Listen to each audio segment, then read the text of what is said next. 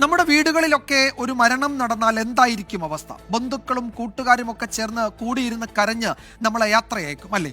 തമിഴ്നാട് ഉസിലാംപെട്ടിയിലെ ഒരു മരണ വീട്ടിലേക്ക് പോകാം. 96-ാം വയസ്സിൽ മരിച്ച നാഗമ്മാളെ കൊച്ചുമക്കൾ യാത്രയാക്കിയത് എങ്ങനെയെന്ന് കാണാം.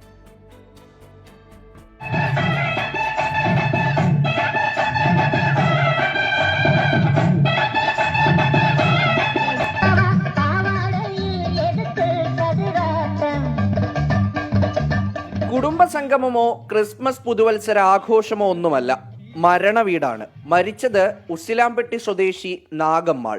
പിന്നെ എന്തിനാണ് ഇവരൊക്കെ ഇങ്ങനെ ഡാൻസ് ചെയ്ത് അടിച്ചു പൊളിക്കുന്നത്? അതും മക്കൾ ഉൾപ്പെടെ. വിമർശിക്കാൻ വരട്ടെ, ഇത് നാഗമ്മാളുടെ ഒരാഗ്രഹമായിരുന്നു. മരിച്ചു കിടക്കുമ്പോൾ ആരും കരയരുത്, പാട്ടൊക്കെ പാടി ഡാൻസ് കളിച്ച് സന്തോഷമായി തന്നെ യാത്രയാക്കണം. നാഗമ്മാളുടെ ആഗ്രഹം എല്ലാവരും ചേർന്നങ്ങ് നടത്തിക്കൊടുത്തു.